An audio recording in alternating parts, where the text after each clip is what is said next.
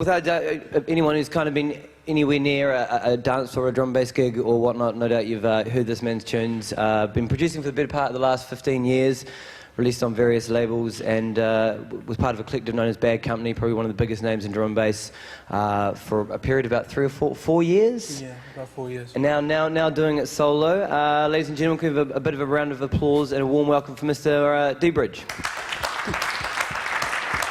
Nice to have you here, man. How you doing? I'm doing all right. Doing all right. Happy to be here. Rather than me try and describe your sound or what have you, I think the best way is to play a tune. Okay. Shall we have a listen to something? And what's this we're about to hear? This is since I started doing my solo thing. This is like the first track I did on my own, away from the crew. Probably my most successful to date.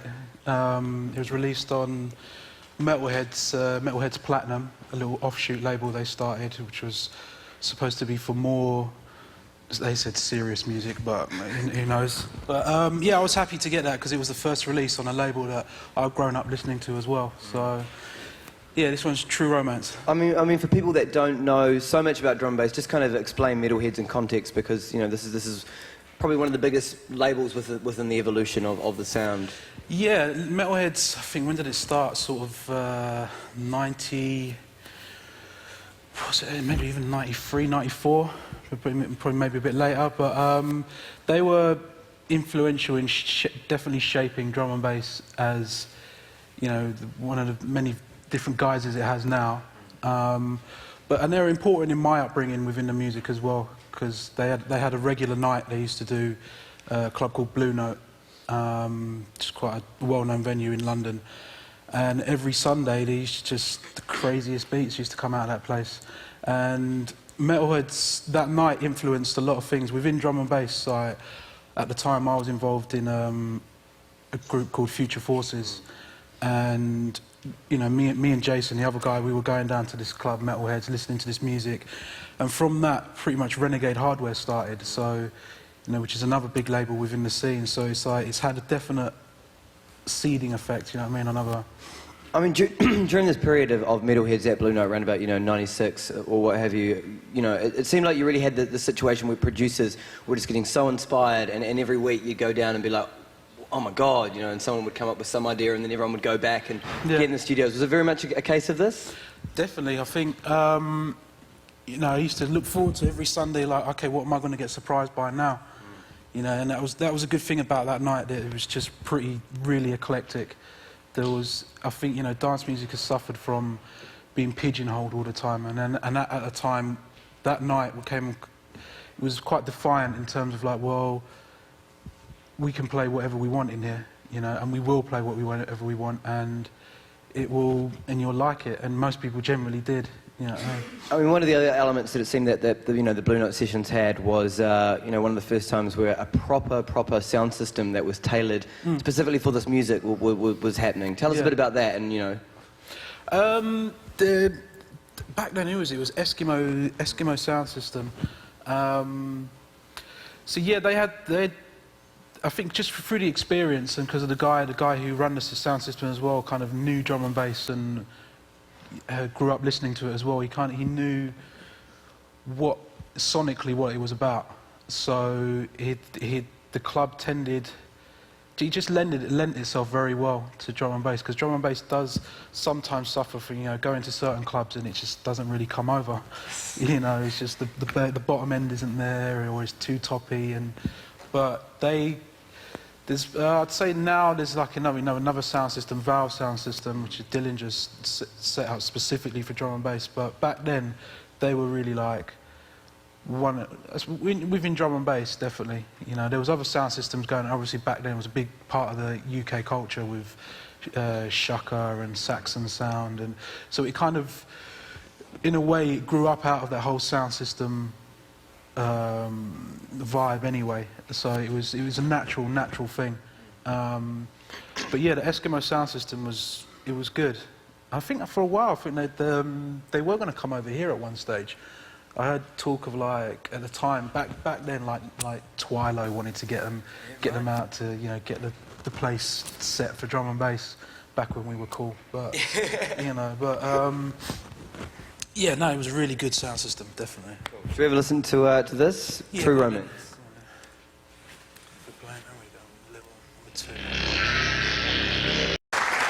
I mean, like you say, this tune, you know, it blew up quite big, and it was, you know, a very big tune. I mean, how was it for you? Was it a bit of I don't know, a confidence boost in a way, going from being in a collective and then kind of stepping out solo? And Yeah, it was difficult. It was really difficult. Being within like the confines of BC, obviously, because it's like there's that group mentality, so you've all got each other's back, and musically as well.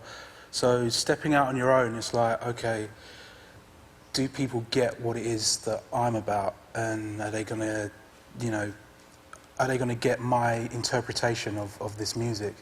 And I did for a while. I had a lot, you know, confidence problem, because I think, you know, Bad Company, I sort of stepped away around sort of 2-3 years ago almost, just around the time of Shot Down on Safari, which was the last big album.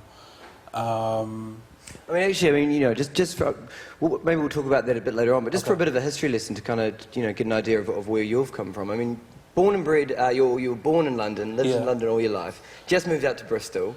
No, not in London all my life, actually. Lived in a little village called Malvern, Right. which is in the West Midlands, sort of out in the sticks, basically. So I was like, it's quite weird. I was one of probably only 3 mixed race people in the whole town.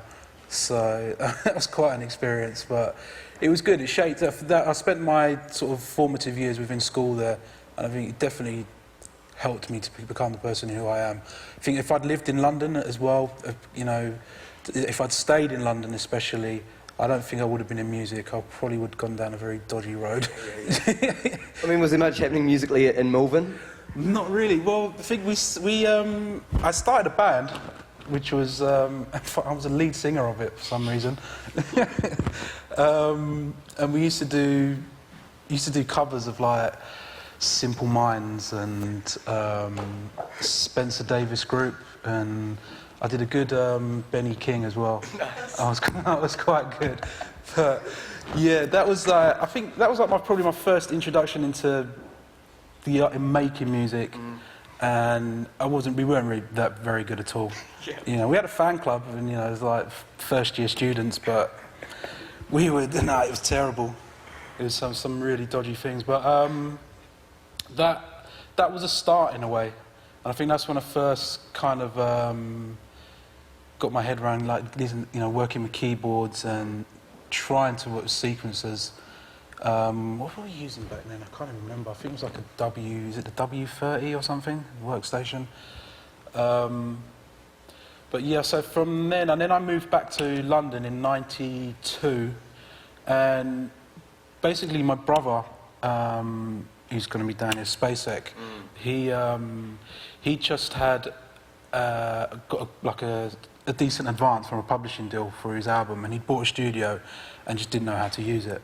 So he had all this really nice equipment and just didn't have a clue. Just knew about the on button, and that was about it, you know. But I was coming from a computer background, and he was like, "Yeah, come down and like show me how to use it." And then I was just hooked from then on, pretty much. I mean, you know, like you say, your brother Steve, I mean, he's obviously involved in music. Have you guys come from quite a musical family? Your parents were a big influence on you? Or, I mean, what kind of kick-started the fixation with music?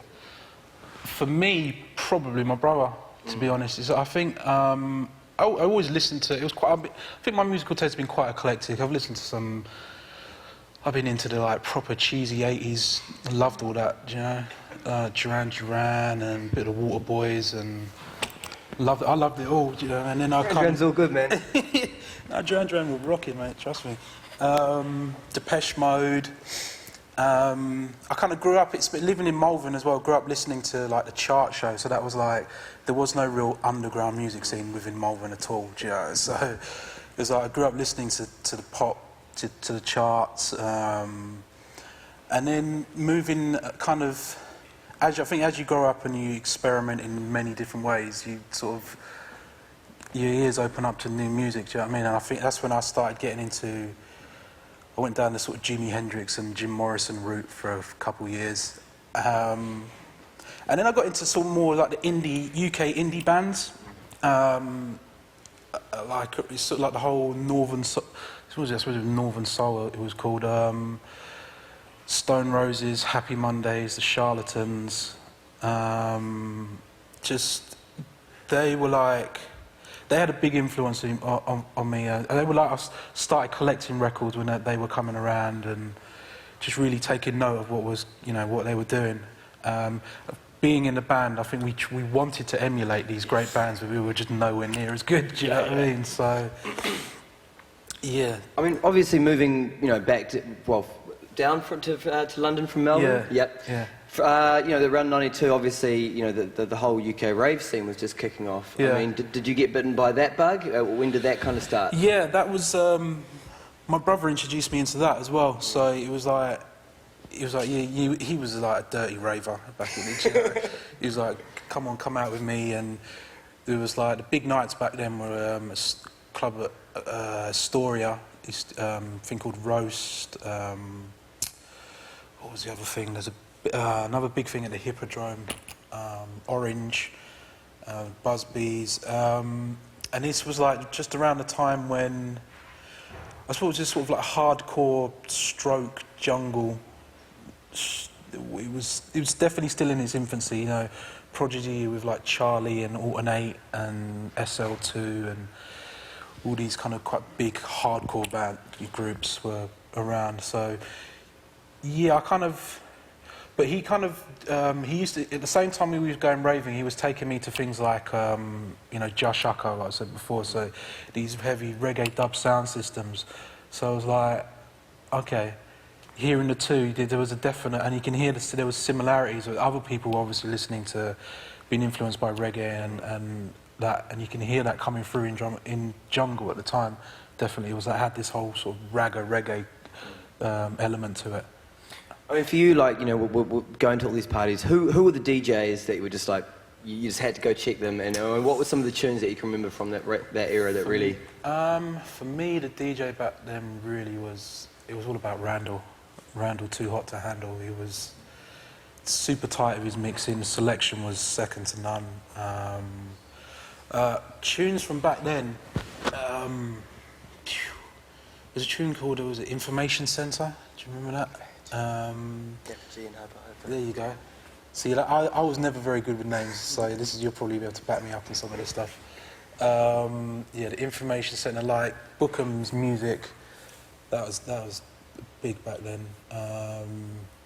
And then I kind of we started our group around then. Me and my brother started a thing called the Sewage Monsters.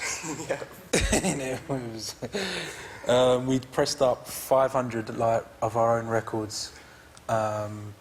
Distributed ourselves, took it down to Black Market Records, sold basically, as a lot of drum and bass was back then, just sold out of the back of a car, out of a van, just going round to the individual record shops and building up a rapport. Was it cool to kind of experience, just go through that whole DIY thing and, I think it's still relevant, Yeah. It's like, just in terms of being in control of what you're doing, because, coming from starting from 500 records and then moving on to a record label where they've got that side of things locked down, then to doing my own thing, it's like, well, it's just being in control yourself is the most important thing.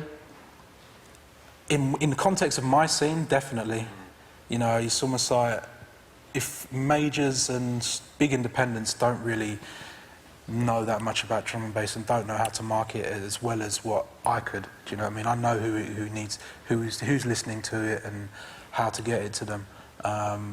We've had, being in with Bad Company, we've had sort of overground success with some of our tracks, and then we've done the same thing working in conjunction with major labels, and it's like, with all their infrastructure and their power and everything, they got us one extra place in the chart. So it was just like, well, we can do this ourselves. And there's definitely something to be said for doing it yourself as well.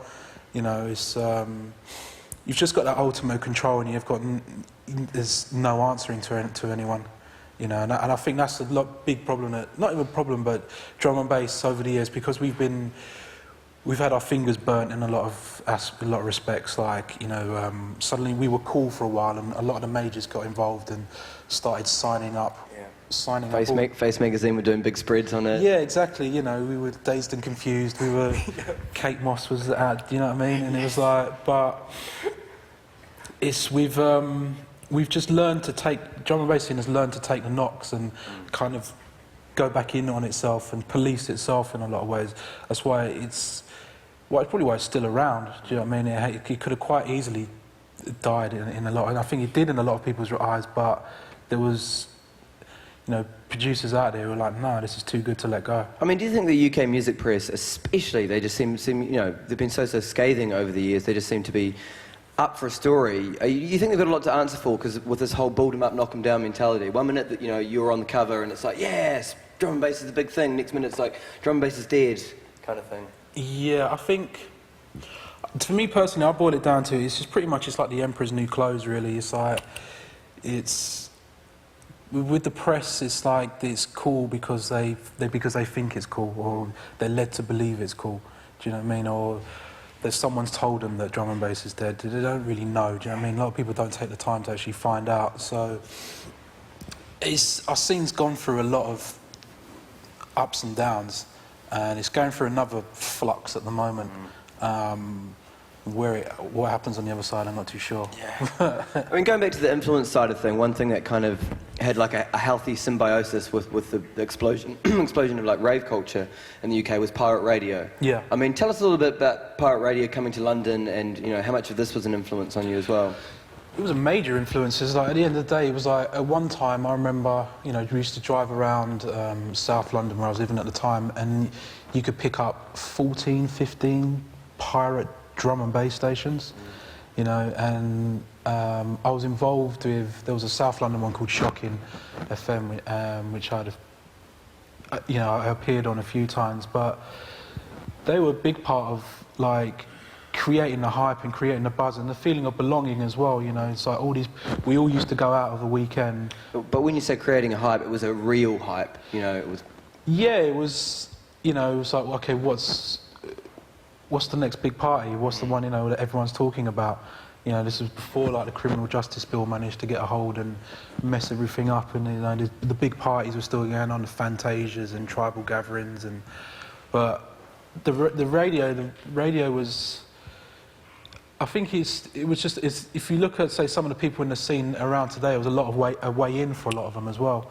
You know, DJing, there's two different ways into the drum and bass scene, either through DJing or production. And I think nowadays that is thinned down a bit. You have to have both aspects to what you're doing. But back then, the radio was it was the be-all and end-all in a lot of ways. You know what I mean? You found out what party was on and which tunes were, you know, were running and that everyone was into, and where the records were shown. So it was an informative, you know what I mean, outlet. Because at the end of the day, the major stations around at the time weren't supporting it, and the DTI, the like English governing body for radio, were having a hard time shutting down stations because the technology was open to everybody to just. If they did catch you though, there were severe penalties, weren't there? There was, but I didn't really hear of anyone getting too majorly done. It was kind of like they'd hide their receiver on a different block of flats, and by the time they got there, they were all gone, you know. Yeah. Or I never really heard of anyone having stuff impounded. It was almost like there was so many stations, and they were proving hard to track down, and they were all moving locations slightly. So it's cool. It's like it's changed now. You know, not as many drum and bass. I think the Cool FM is probably still going, but it's the underground, like, radio stations have always had their finger on the pulse musically within, like, the younger generation within London, you know. So there's a lot, mainly just grime on pirate now? Or? Yeah, grime and dubstep and, yeah, all sorts of music I don't really know about. I mean, going back to the Sewage Monsters thing, you know, there was you and your brother doing your thing, you pressed up your records, you went out to black market, you obviously sold through the 500. What? No. No?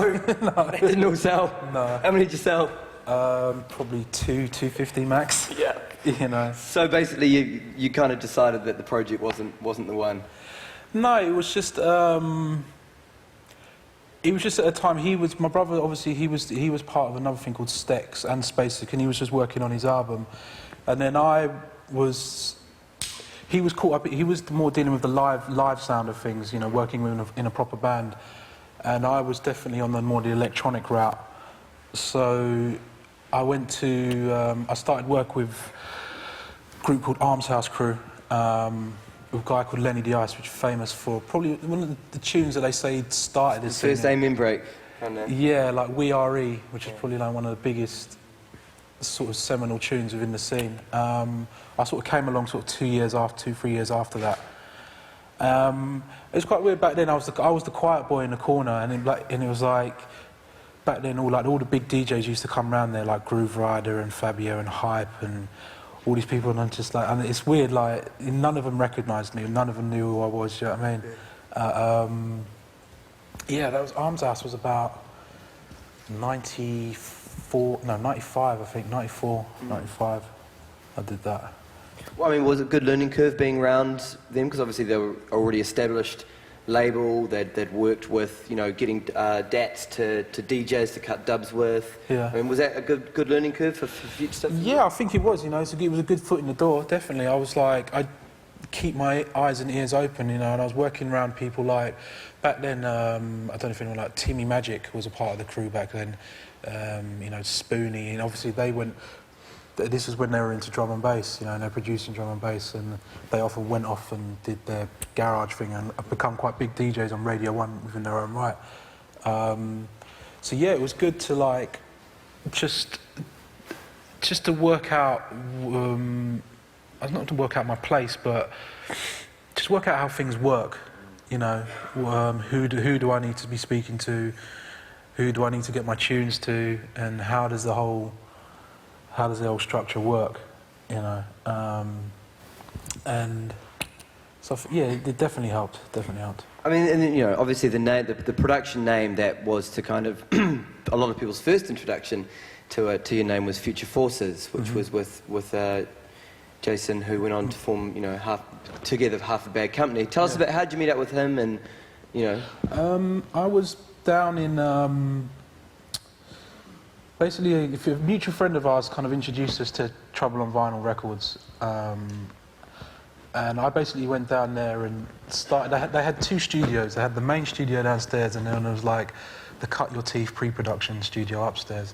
So Jason was already downstairs. He had a release, so I was kind of like finding my feet and, you know, getting the label used to what I was doing, just producing tracks 24/7, literally living in that studio.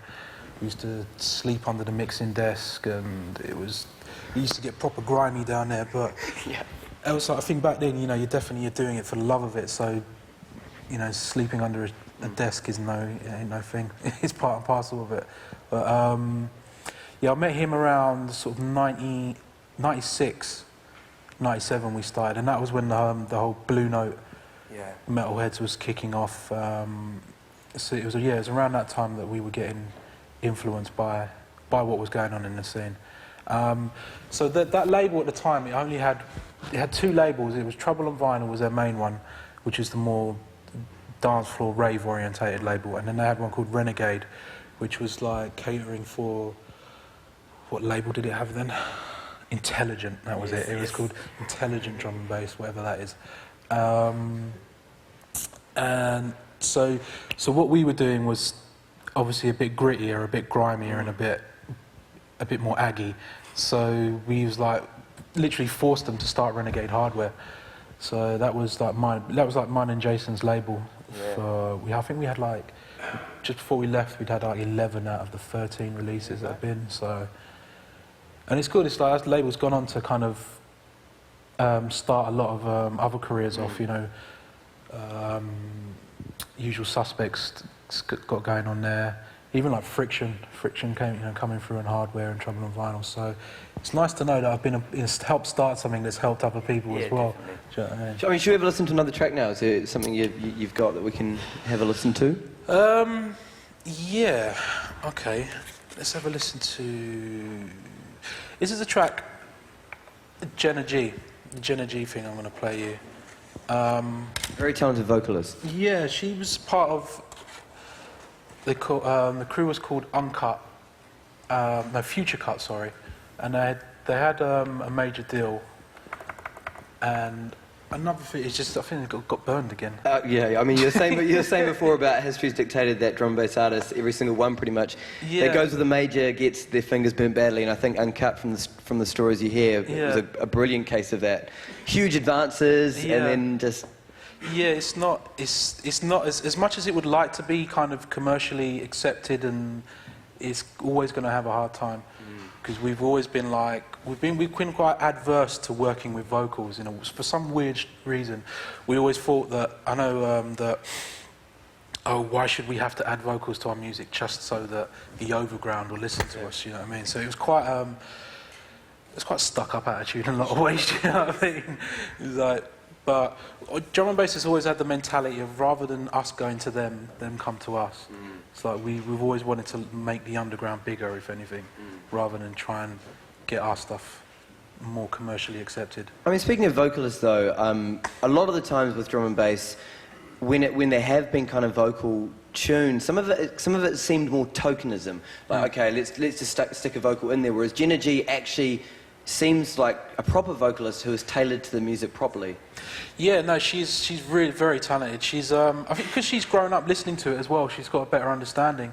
It's like when you work as a DJ and you're working with MCs, it's better obviously to work with MCs that know what you're playing, you know when to shut up, and I think the same kind of applies with Jenna. She has an understanding of the music, so you know it just works better in her favour. So she can lay what it is that she does and her influences over it. And I think it's worked. I think it's like the tracks that are coming for her album are really good, some really good stuff. So, what's this track called? This one's called Silent Wonder. This one that she is, I think it's out already. Hold on. It came out on vinyl not too long ago. Yeah, it's a Silent Wonder.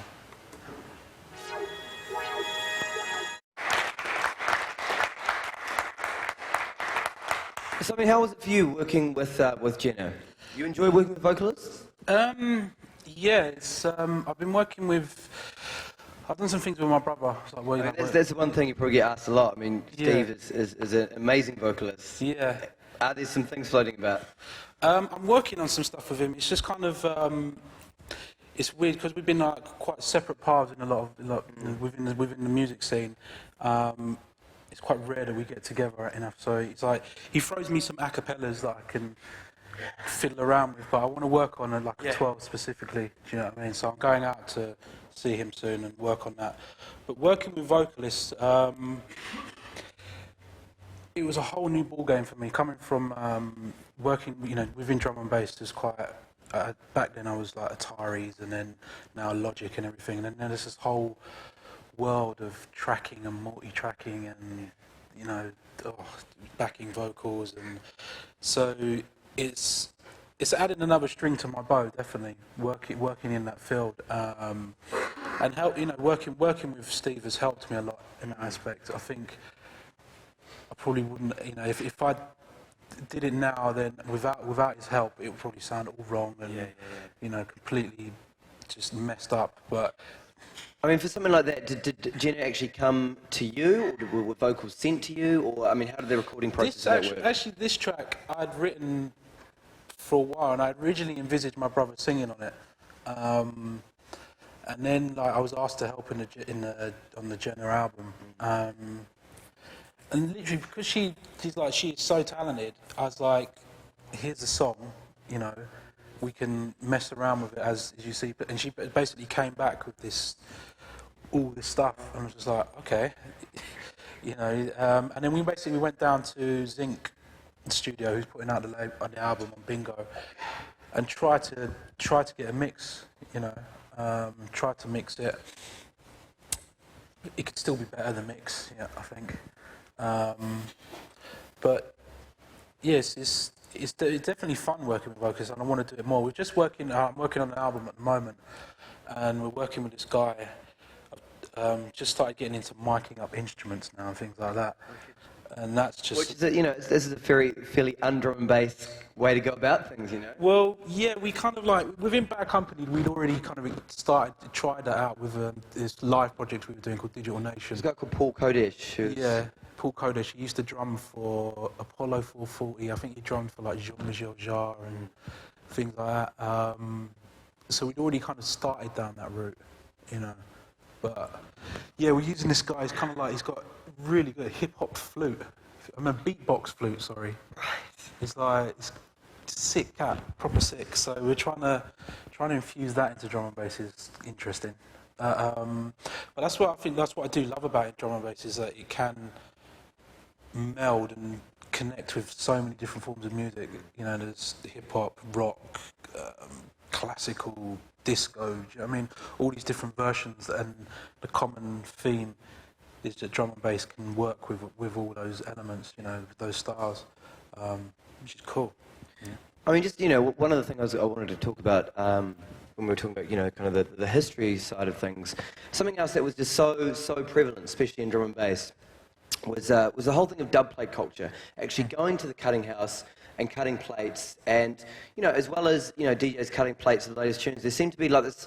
I don't know. There was not so much a social element to it, but it was just like it was kind of like the epicenter. Everyone would link up and kind of swap dats and all that. Yeah.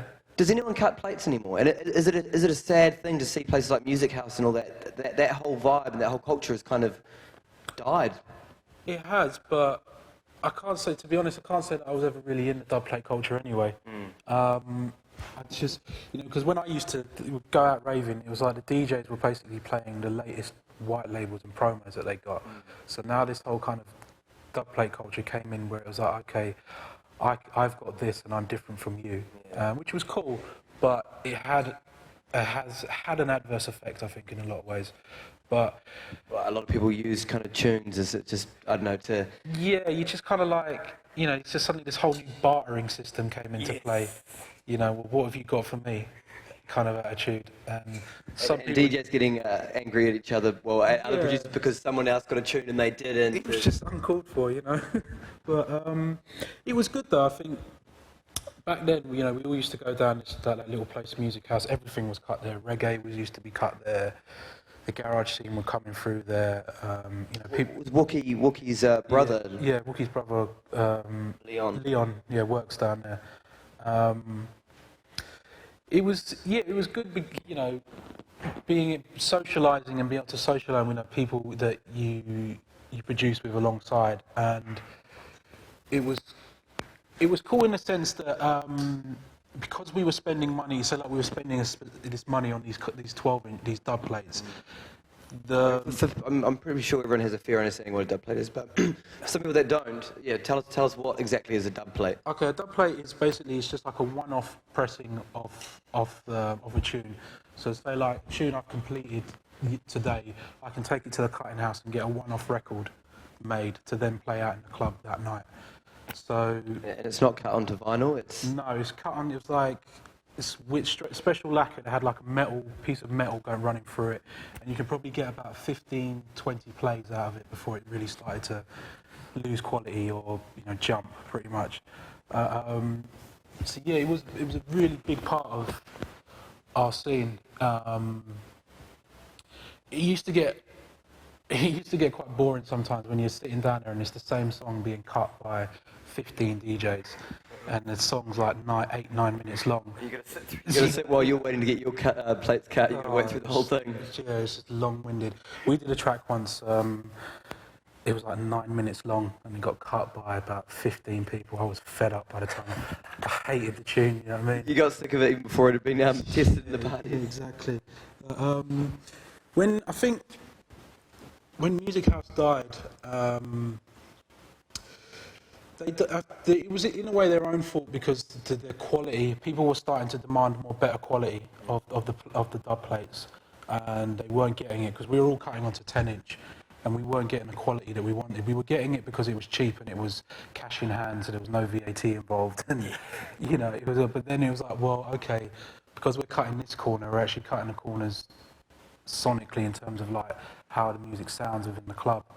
So people started to go to another company called Heathman's, and then we were paying basically upwards of nearly £60 for one 12-inch. Two tracks, £60. Two tracks, £60. So How many plates would you probably cut in one session? in one session, maybe 4 or 5. Maybe if It starts to add up. it does start to add up. I remember I went away for like 2 weeks and I felt I'd missed out on so much music, and I cut like I only cut like 10, 15 tunes, but it came to something like well over £1,000, and I was like, hold on,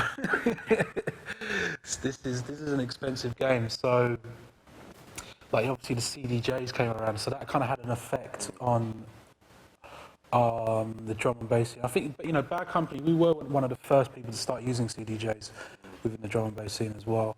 I think just because we were always kind of caught up in the latest technology and we always wanted the latest, greatest piece of equipment, and CDJs were just starting to hold their own within the club.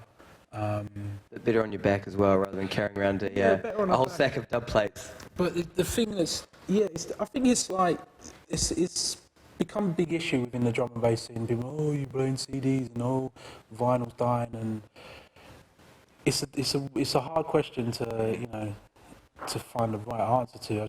I think that because of the CDJs now, I think basically within drum and bass now, everyone uses AIM.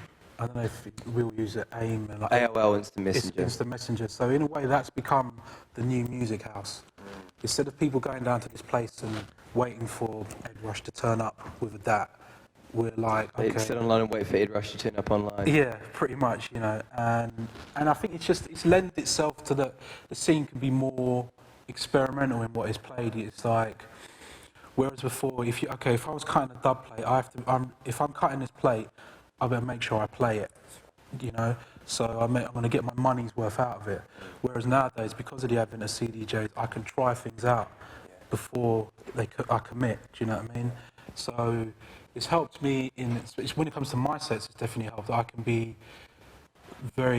just a bit more open, a bit more diverse in the directions I can go, and I can literally get a track that afternoon and play it that evening. Without it breaking the bank. I mean, what about quality though, with the whole MP3 thing? Because do you think there is a point where, like, I don't know, maybe the mix down is just a little bit sloppy, or sonically, do you think there's a difference with MP3s? I think it's hard to answer because there's so many different areas of where you're affecting the sound. I think because with drum and bass now, everyone's moved over to the digital world. So okay, that's going to affect how something sounds in the first place, and then you're working with MP3s, so that's it may have a certain quality. So it's people nowadays are trying to. The mix downs are definitely better. The production's getting better within drum and bass because we were all using dedicated machines back then. We were all using the EMU E6400, or even earlier than that, it was like the Akai's S950, the S1100. And basic sequences. And now everything's gone into the digital world. It's, I think people who produce music and have a good understanding of music can notice the difference. But if you're asking whether the average punter can, they're probably too off their face to notice. And more often than not, the sound systems are probably not the best. Exactly. But I think it's like, since I've moved over to the digital world, it's like noticing I have to work a lot harder to get my mixes sounding how I would want them to sound. Whereas before, I was using the dedicated sampler and the EMU had a certain quality to it, and then it was going through the desk. Now I'm trying to emulate that within the digital world. And then you've got, after I've made all this, spent all this time in this production, it's like, okay, where's my sound being routed through, and what sound card am I using? That's going to affect how it sounds. Do you know what I mean? So you've got a lot of these little factors affecting the production as a whole. But I think it is getting a lot better. It's getting a lot better, and people are, in my generation, we're realising that a lot of us are bringing our old equipment out again. A lot of us are kind of getting our EMUs back out and getting some of the old outboard gear that we had, just because there was a certain there was a warmth. Obviously, with analog and digital, there's that whole aspect of warmth to the sound, and there was with what we were doing. And you know, speaking to where I get my records mastered as well, the cutting houses, that they've noticed a difference, a definite difference in quality within the drum and bass, and they're trying to adjust to it as well. So the whole market, the whole scene as a whole is trying to adjust to the digital world. You know, it's like, if I'm the other problems that we've got is, okay, I'm playing off a CD, I'm relying on whoever sent me that tune to have mixed it down to a decent standard that I can play it out. Whereas before, because I was cutting a Dubplate, that track was being mastered by an engineer, and so there was a certain level of quality to, you know, an evenness to what's going on. So it's a bit, it is uneven out there, you know what I mean, in terms of sonically, but I think it'll get there eventually. Hopefully it will. I mean, you know, going back to kind of like the evolution in terms of your production, the name that keeps coming up is obviously the Bad Company thing. Now, you and Jason were working on tracks together for Renegade Hardware, like you were saying. At what point did the Bad Company thing come about, and what was the whole idea behind forming a collective? At that time in the scene, it was going through a bit of a lull. We felt that there wasn't any energy, as much energy as it could be in the scene. It kind of, drum and bass had stripped itself down almost too much. So it was a little bit lifeless in a lot of aspects. So our original ethos, we just wanted to get the whole energy of the rave scene back into what we were doing. And I think because the scene had changed anyway, because of the introduction of the criminal justice bill, which were putting all these parties out of business, putting these big illegal parties out of business and the big raves, the music was going, you know, into the clubs. And it didn't quite have the same energy. So in our sense, we kind of, well, maybe it's a musical thing that needs to happen. So I was with Renegade Hardware at the time, and they tried to. There was me, Jason, and 3 other guys, and they basically tried to sign us with this Fisher Price contract. It was the most. It should have been written in crayon. Yeah, it was terrible. We were like, okay. And they were kind of like, well, they came with an ultimatum. If you don't sign this, then go, basically. So we were like, okay, I'm not... Can you give us an example of just how Mickey Mouse? Oh, it was just...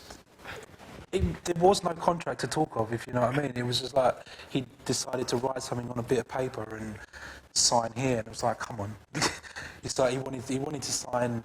Rather than the artist name, he wanted to sign my name, my personal name, you know what I mean, for 5 years. And I'm like, come on, this is drum and bass, and really, why? Yeah. You know, in fact, we found out afterwards that there was another label, a major label had been sniffing round the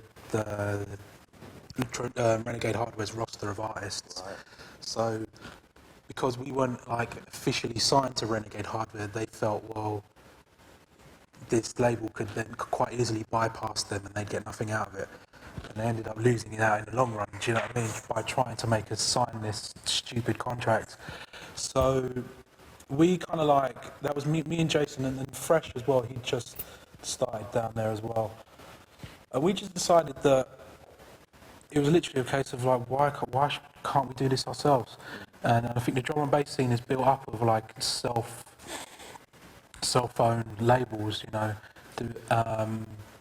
It didn't seem that hard. We were like, okay, we've got the studio.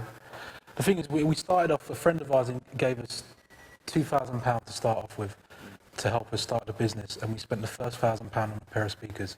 So that was how important things were, you know, the level of importance for us. So yeah, that was around '98, and we basically, our idea was we're going to just flood the scene with our music. If there had to be something that we produced that one of you liked, you know. So that it was ridiculous. At one stage, it was like nearly 35, 40 tunes floating around, Bad Company tunes. So we made a point of like, you have to like this. Yeah. and almost like created our own niche within the whole thing anyway, because we had so much music. And I mean, obviously, you achieved that aim. Things blew up pretty majorly, and all the magazines and everything. Yeah. Did that surprise you, or did you kind of? I mean, that was just you came in it with like a really headstrong attitude anyway, or was it a surprise that things got to the level that they did? Yeah and no. It was. We knew we were aiming for something higher, and in a lot of respects, we were aiming for something higher than what drum and bass could provide us. In a lot of ways, because we'd reached the top within the scene, and then we were still asking questions of like there's got to be more to it than this, which is why we started the live thing as well, because we thought maybe there is other angles to all of this, But in terms of was it a surprise? I don't think so. No. I mean, good question. Yeah? You got me curious now. I want to hear something. Do you think they come to come up with this? What have I got from that company? You'd think I would.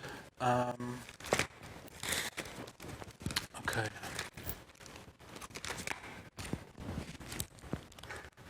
This is this track actually is a mixture of.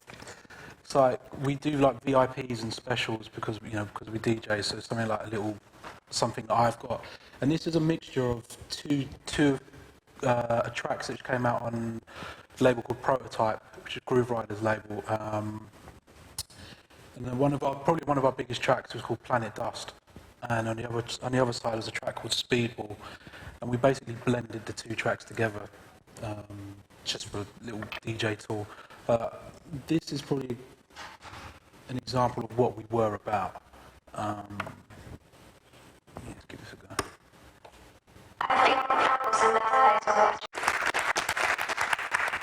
I mean, that's probably the big question with all of that stuff. When you've got four very creative people, how does it work in the studio? It doesn't always, to be honest. We decided quite early on that BC was going to be any combination of the four of us. It's just we tried to make our studio as four-player as possible, but it ended up being very much one-player. It's always like that. Everything's geared around that one chair. Yeah. And then it's like, why don't you try? It can be hard. It definitely. I mean, do you think to a certain degree? Because I mean, I don't know. Your music that you put out there is the most essential form of marketing. And when you've got four different people with four very, very separate ideas, do you think situations like that, these collectives are always doomed to fail to a certain degree? Yeah, in some sense. It's difficult because at the end of the day we're dealing with electronic music here, so it's not as if I can be over there jamming on my guitar, working out something to go in the tune, and likewise with a drummer and bass player and whatever. So electronic music is pretty much there's a one screen in front of you, and a keyboard, and you've all got to try and fight to get your voice across, and that's the thing within a group. It will always be just a quarter of who you are in a lot of senses. Do you know what I mean? Now that I'm doing my own thing, I can really explore the person and just where I am musically, and be quite selfish with my music. And it's a nice feeling to be able to do that, because BC was. It wasn't limiting in a certain sense, but it's just that frustration that you're just a small part of a whole. Yeah. I mean, like we say, things did get really big. I mean, you had track Mo 5, what number in the charts? I think about 25 or something. Yeah, I mean, and then obviously, things did fall apart. At what point did you realise, I don't know if I'm in this anymore? I think it came to a stage for all of us where we just realised that we all had, like I said, we all had very, very different ideas and very different. Just wanted different things out of life and out of music, and what we had different reasons as to why we were doing it. Working within a group, it's like, okay, there's so many different aspects of putting out a record, like the artwork and just mix CDs, do what track orders, and so you've all got to sit down and come up with, and agree on something. And we didn't always agree. So, as sure most groups are, and it just got more, not difficult, it just got to the point where it was like, well, why? We're not forcing it. I think we just needed the time apart to be able to explore what it is that we can do. We knew, because I think as Bad Company, we nearly split up a few times, to be honest. Even quite early on into the whole machine that was. But we knew that we had something going. There is that side of like, okay, from a marketability point of view, you got to see a lot of the world via... Yeah, definitely. Like, Bad Company, I probably, it's taken me around the world 3-4 times, so it's just probably as big as it could ever get within the drum and bass scene, as the drum and bass scene would allow it to get, But I think, we were just getting older, and it's just a natural progression, I think. We've talked about getting back together as well, which, but I don't know. It brings us to this thing on your T-shirt here. At what point we're at now. I don't know if you've got Libra or the Bride here. I've got a thing I did with. What have I got? A few things I did. Did the idea for you, because Exit Recordings obviously a label. Yeah. Did the idea for Exit, was it already kind of there in the back of your head, and you kind of had some idea of what it was going to be about while you were still with Bad Company?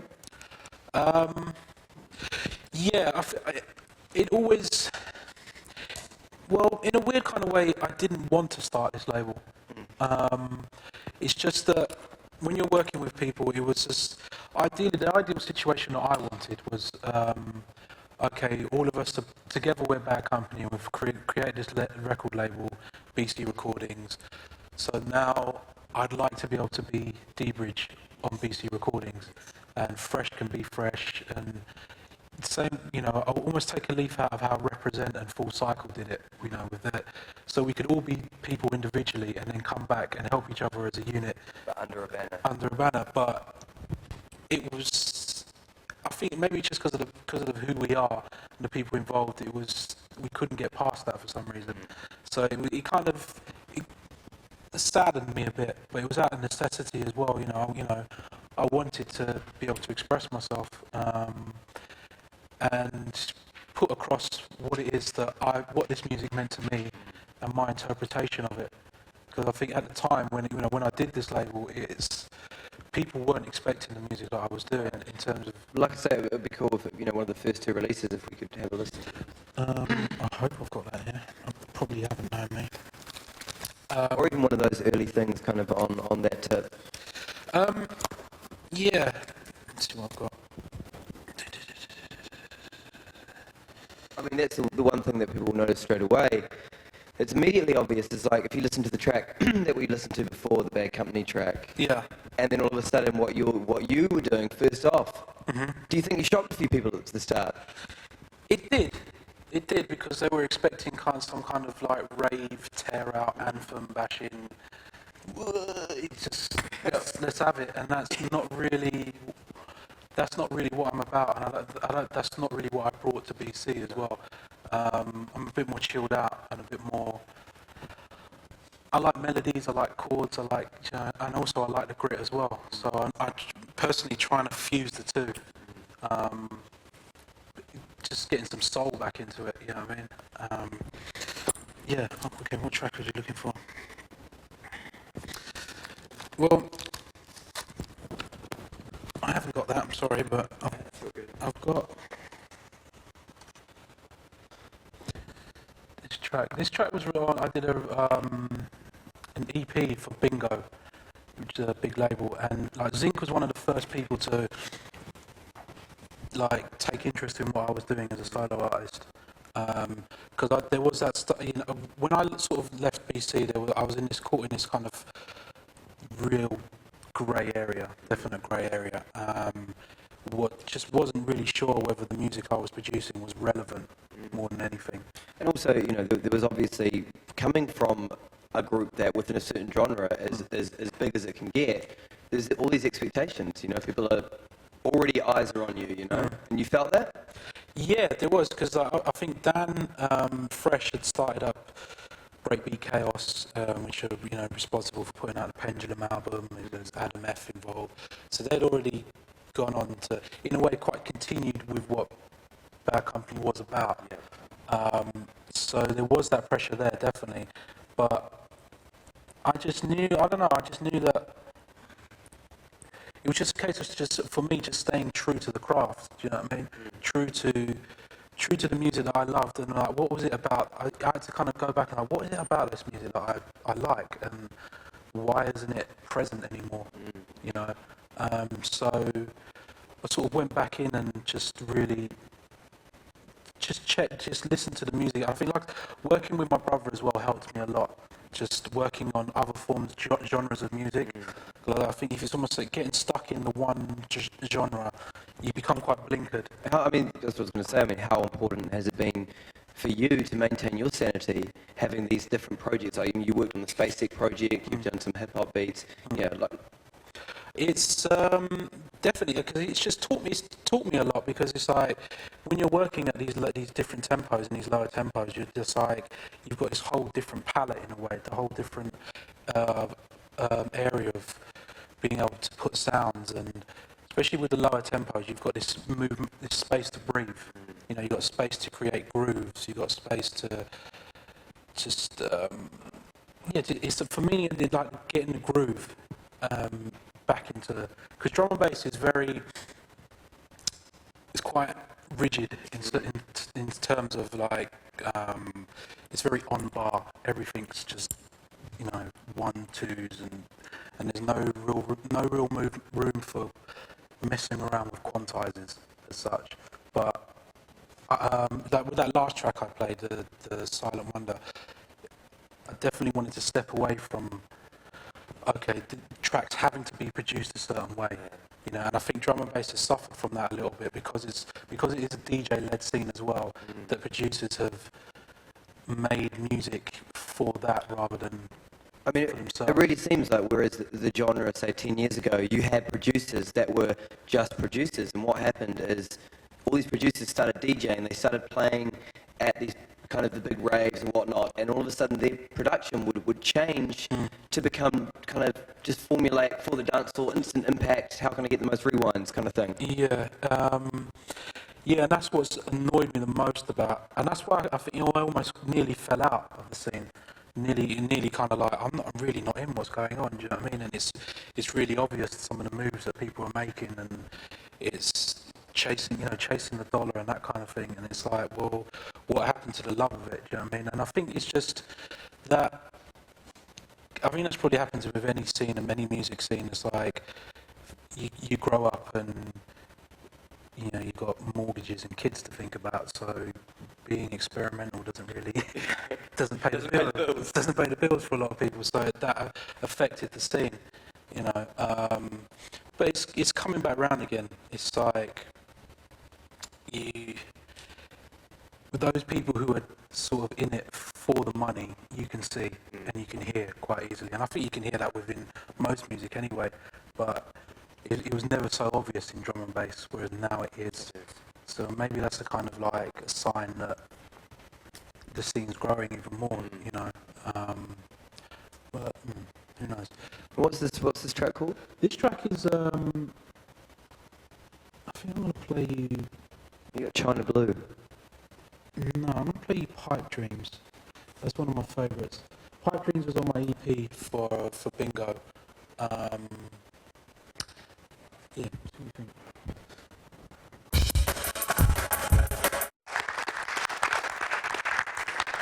I mean, going back to what I was saying before, compared with what the track we heard before and what people have come to know you, your music through Bad Company, this is a lot different. I mean, what was kind of influencing this deeper side of things for you at that point in time, and still obviously does now?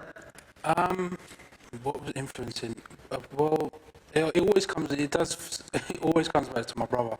At the time when say like the track before was like the big rave track. We just done an album called we were doing an album called Shot Down on Safari, which was a big album within the drum and bass scene, but for me personally wasn't where I was at musically, so I didn't actually, even though there was named Bad Company to it, I didn't have nothing to do with it. So, and it was that's when I was caught in this flux of like, oh, what am I going to do? So my brother was like, look, come over here and help me with my album. This is the Spacek album. Yeah, this is the Spacek album on K7, Vintage High Tech. You know, and I helped out on quite a few of the tracks on that. Wrote about about 3 of the tracks. So it was like I suddenly had this. I think what I realised is that I'd almost fallen out of love with music in a way because of what was going on within my own scene. And it was just like, he gave me this like, look, no, check it, listen to this. And I was able to say, well, okay, there's things that I know within drum and bass that I can apply to this music, I can apply to this tempo. And likewise as well, you know, I love hip hop and soul and R&B and, you know, and funk and things like that. And it's those things that I try to get across in what I'm doing. You know, I like drum and bass has it's got this real grit to it that works so well in clubs. You know, but at the same time, it's sometimes devoid of melody. But he just taught me all about, you know, working on an MPC for the first time as well, and getting. And just getting used to swings and working, and it was almost like the goal that I found that he had, which, you know, became a common goal, was like, because we're working in this digital world, to try and get that human feel into what we're doing. You know, it's like, especially with drums and, you know, getting the way the kits and the things swing and the way the breaks roll. It's just like getting that human element into what we're doing is quite important, I think, to him and to me as well. Just because at the end of the day, no drummer there probably is, but no drummer that I know is digital tight. You know, so, and a lot of the breaks that the scene is well known for using,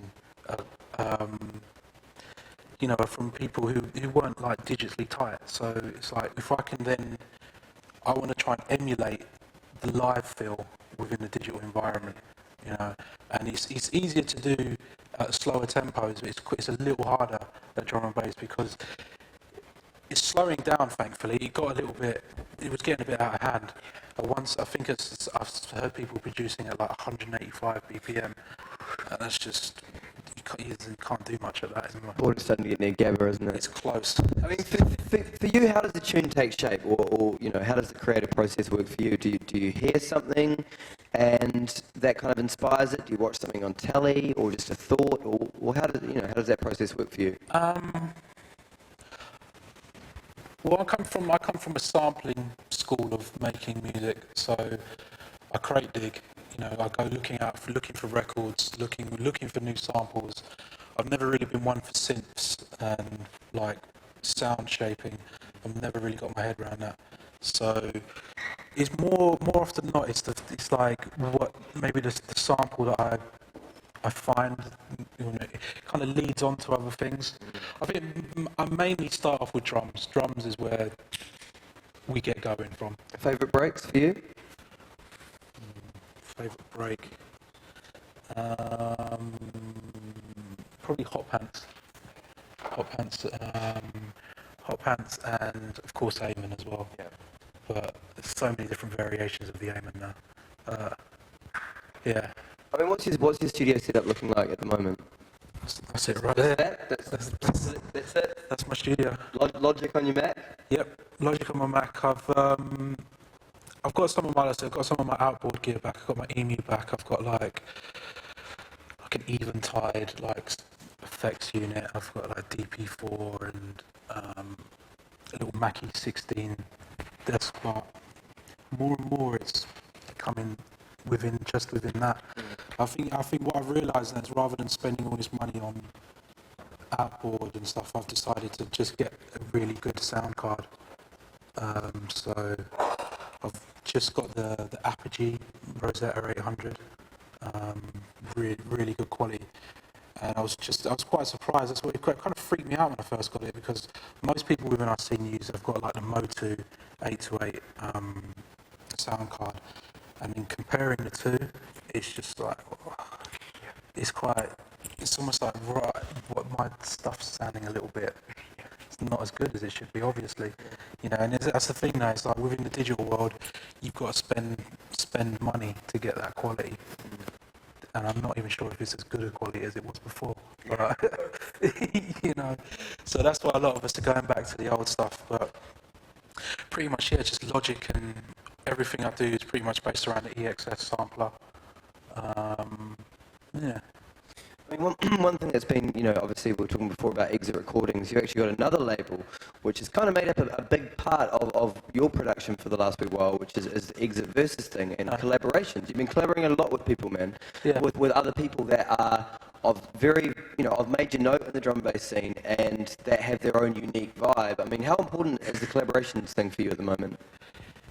It's important for me because for me personally, I'm always learning. I'm always like, especially now that we're in this realm of things, like, there's probably half the people out here know more than not me, with some of this stuff. And it's like, I've constantly got a hunger to learn new things. And just, with Exit Versus as well, it was a chance to work with the people that I look up to as well. It was a good excuse to get them out of their studios and to come to mine, or for me to go and visit them. And I've learned a lot, like working with Calibre. Have you got that tune here? Yeah, working with Calibre is he's like a musical don. Just the way he manipulates samples, and I worked with DK as well, another big producer, and learned a lot from him in terms of like mix downs and things like that. So it's just I want to work with everybody pretty much within my scene. I'm up for it. And how does it work in terms of the dynamic in the studio? Varies from person to person. It does. It's like with Calibre, I went over to Belfast for 5 days, and we just kind of like hung out for a bit. And then really, hung out just listening to music as well. I've kind of realised that we had common interests and common themes in our music. So it was like some of the samples that we were bringing to the table were like, oh, okay, yeah, I know that, and that's cool. I was thinking of using that. So we had, but we've got similar views in that point of view. It depends. Like with the other side of the track, I play a track called Providence, with a crew called Comics, and they use that was all done within Reason. Wow. And they've been working with Reason for quite a while. So that was a new experience as well, getting my head around that one. What are your views on Reason? What are my views on Reason? Reason, I don't know, I think it has its place. For a while there was this snotty attitude within drum and bass of like, people could tell if something was made on Reason, and certain labels weren't signing things if they were made on Reason. And I was like, well, okay. But I don't know, I think it kind of, for me, I suppose I haven't really given it the time of day to be able to really pass judgment, but I did felt, for me personally, that it had a certain overall sound to it, which I didn't want, do you know what I mean? It was hard to get a personalised sound to it because you're using the components, just these components within that program. But yeah, it was interesting to use it. Not sure if I'd use it again personally, but I used to use Fruity Loops as well for a while. Fruity Loops is a pretty cool program. Yeah. Fruity Loops is good for building breaks. I mean, it seems to a certain degree that pretty much 80% of the whole grime scene, all these young guys, they just use Fruity Loops. And yeah, I hear Reggaeton as well. Pretty much uses Fruity Loops as well. So that's something to be said for that program. Definitely, it's a good program. But yeah, this track is going to be the next release on Exit Versus, which is me and Calibre, and then me and Comics on the other side.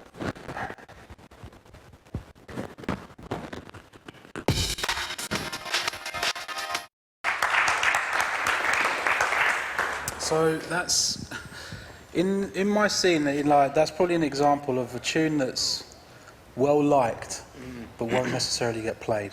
Why do you say that? Because people within the scene, it's still quite. People don't want to stray too far from the norm, shall we say? Do you know what I mean? So, and I think that's what the problem that the drum and bass scene had for a while was producing music for the wrong reasons. So now I think especially this year and next year, more people are producing the music that they want to produce or producing for the love of it again, because that did go out of it for a while. I think what's good thing about it is that there's this new generation now of kids coming through into drum and bass who are doing it for the right reasons again, who are doing it for the same reasons that people my age were doing it for. Do you know what I mean? I'm still, it's like I've kind of like, in a weird kind of way, accepted the fact that I'm not going to make much money from my record label, and that's not why I've got it. Do you know what I mean? It's not really... But creatively, you're feeling more honest than you've ever been? Yeah, definitely. It's like, I can put out the music that I'm into. Do you know what I mean? I can spend time on putting out the product which is right, rather than putting out something out as, I need to get a release out because I've got to be able to fund the next release. You can get caught in that.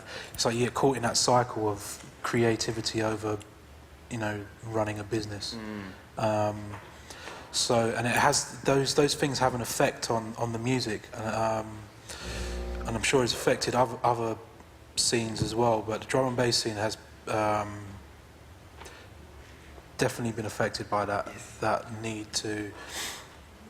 I'm just gonna say it's a need to make money, but think that that's the way because everyone's listening to it. It's just bandwagon jumping. Yeah, it's like it's been going on for years within the scene. And it's like since I've been doing my thing now, trying to do my thing. So it's like people are like, oh, okay, yeah. And I'm probably going to suffer from the same thing as well. People are, what I'm doing is the cool thing. Do you know what I mean? But who knows? But it's just our scenes like that. But there is a lot of. I think it's going to take a few years yet. But there's music that's being made that just won't get played. Whereas before, years ago it used to. But I think that will come with as the new generation of listeners grow up with the music.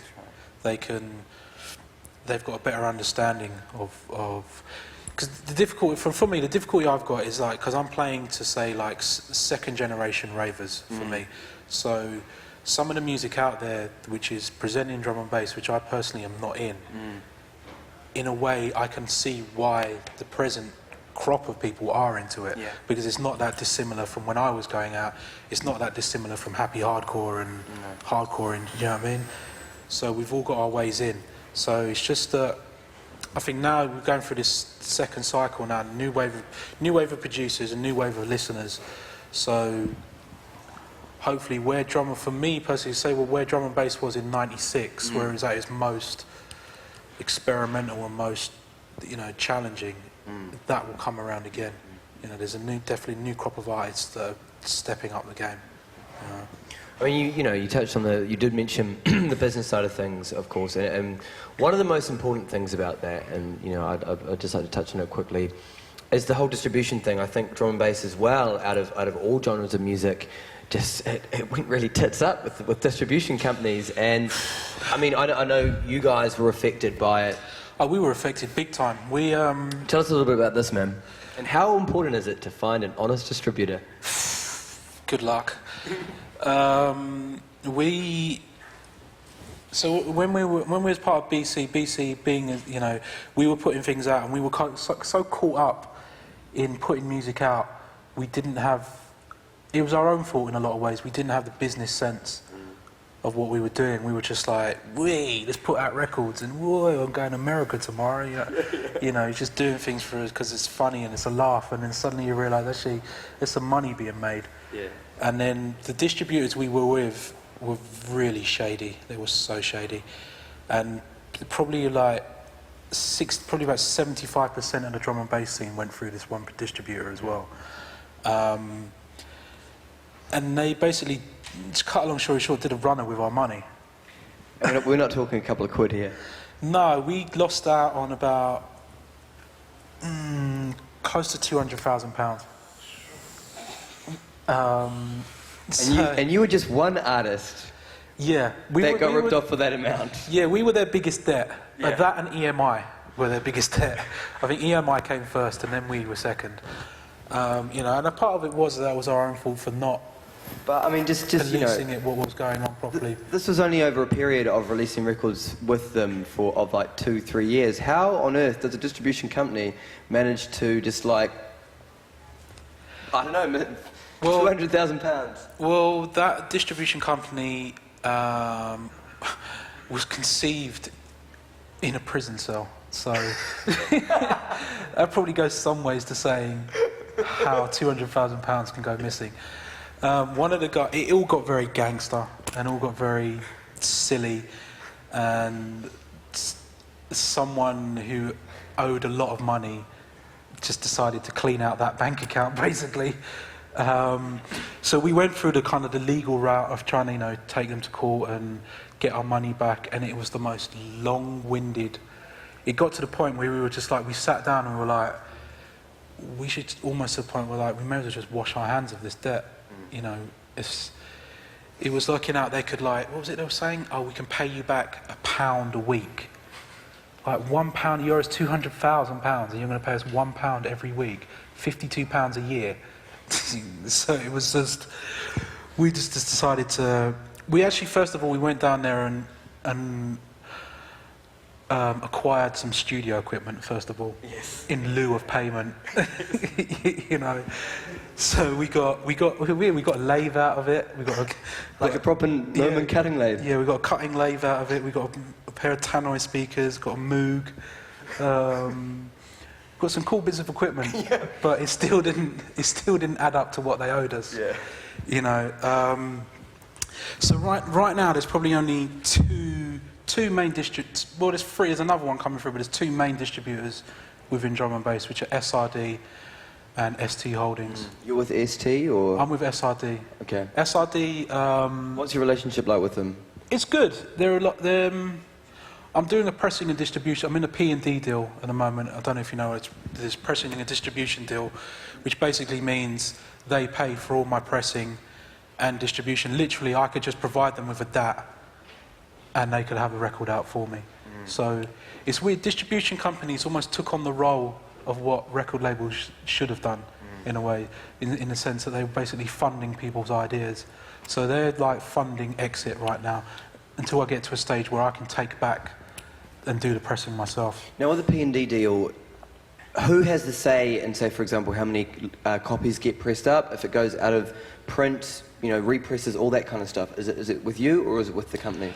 They obviously try and sell it as best they can, and they get the pre-sales in, and then they'll do the pre-orders off the back of those of the pre-sales, and then drum and bass scene is a lot more cautious than it used to be.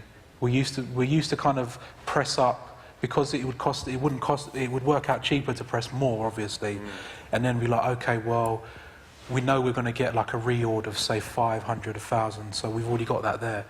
But nowadays you can't always be guaranteed that, because our sales figures has dropped dramatically. Like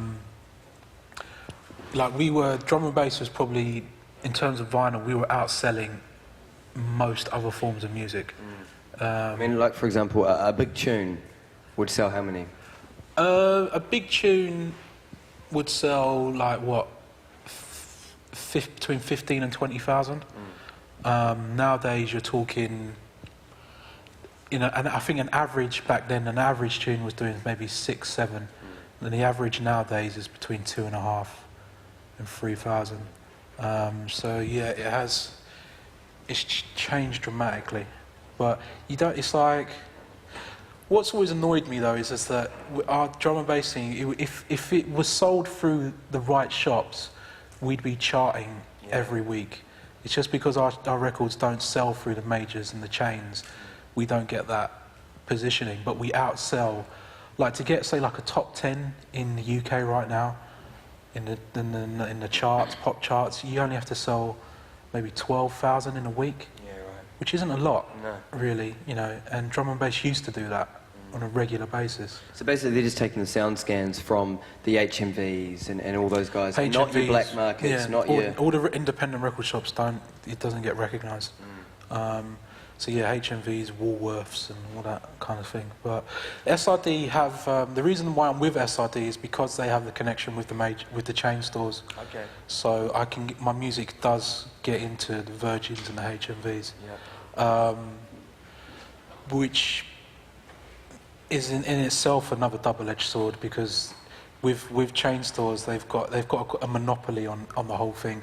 So they're like, well, we'll take this amount at this reduced rate. They get the most ridiculous reduced rate, and then even then it's sale or return. Yeah, right. So, you know, you don't want to end up with a load of overpressed records because HMV decided they didn't need that much. Exactly. So, it's getting that right. It's a balance. I mean, for you, so what you know, just to wrap things up, what else is happening with you at the moment? What are you working on at the moment? I'm writing an album with a guy called Fierce. He was part of the whole Virus crew. Been a part of some of the big tunes within drum and bass. I'm working on that. That's taken up a lot of my time, but it's weird because my things have shifted slightly. Whereas before I was concentrating mainly on music, it's now the DJing side of things has really blown up for me. And are you finding yourself going to different places that you might not have visited so much, even with Bad Company? Or? yeah, definitely. Getting some really interesting places. Just the smaller venues in more intimate clubs, and it's just been going nuts for me, like worldwide. Like it almost feels like I'm more busier now than I was back then. So yeah, the album's a big part of what I'm doing right now, and I'm looking to go over to Australia to go and work with my brother as well on a 12-inch specifically for Exit. And I'm always producing like the hip hop piece as well. Okay. Whoever's interested, really. Yeah. You know what I mean? My brother's a good link because obviously he's been working with some of the like major players, Jay Dilla and Wajid, all those guys, just like major players within the scene. So for me, that in a way, like getting my track on his last album was probably the biggest high point for me. Really? Yeah, just because I was in the company of musicians that I look up to. You know, like Jay Dilla is just a modern day genius. Do you know what I mean? So yeah, I think I'm always going to continue on that path. Yeah. And one other thing I was going to say is that you guys had a night going down. Plastic People in London, probably a lot. I haven't been there myself, but a lot of people say one of the finest sound systems you've ever witnessed. You had a little night called Istics. Yeah, Istic Studio.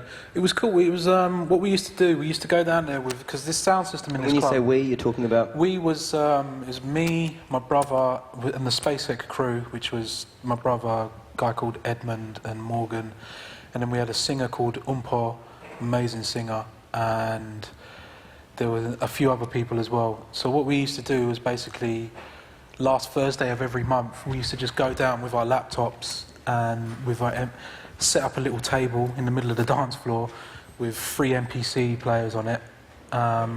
One had the drums, other had bass, and then another had maybe pads. And what we tried to do was kind of like theme the nights. So it was like, okay, this session was based around, say, like the soundtrack for the Thomas Crown Affair. Yeah.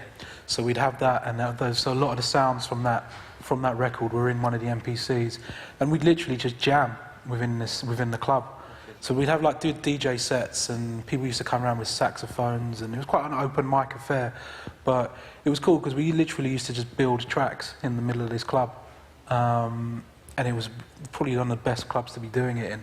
And we want to start it again, but it's just because all of us are so global at the moment, it's hard to lock it down. You know But what I mean? it still exists. It still exists, and it will come back. It will come back and be hopefully more bigger than what it was before. Wicked. But it was a definite good night and good idea as well. Just, you know, it was also like we used to have, it was like battles with like laptop battles. You know, who's got the hottest loop? You know what I mean? So it was cool. Wicked. It's cool, definitely. I tell you what, so what I thought would be quite a good way, just a good track to play, just to close things off. Have you got the track that you did for your brother's album? Yeah, I have actually. So this is me stepping into other worlds. And this track would be called? This track's called The Hills.